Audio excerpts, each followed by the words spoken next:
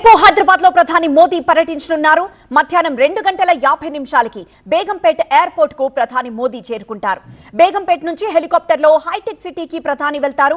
మధ్యాహ్నం 3:25 హెచ్ఐసిసి కి చేరుకుంటారు.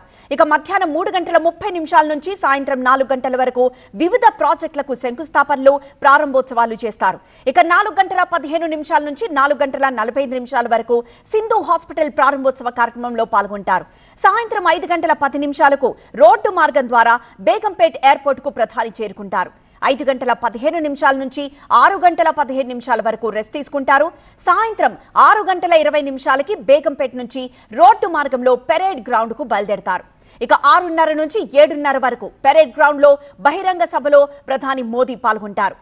మొత్తం 9,400 కోట్ల మౌలిక సదుపాయాల ప్రాజెక్టులకు శ్రీకారం చుట్టనున్నారు ప్రధాని మోదీ. వీటికి సంబంధించిన శంకుస్థాపనలు, ప్రారంభోత్సవ కార్యక్రమం హెచ్ఐసిసిలో జరగనుంది. ఇక గుడెబల్లూరు నుంచి మహబూబ్ నగర్ వరకు 4 లైన్ల రహదారి పనులకు రేపు ప్రధాని శంకుస్థాపన చేస్తారు.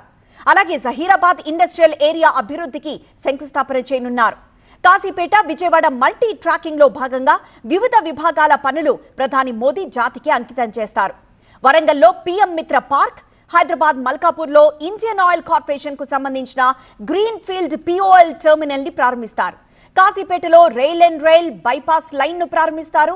రేపు సాయంత్రం పెరేడ్ గ్రౌండ్స్ లో బహిరంగ సభలో ప్రధాని మోదీ పాల్గొంటారు.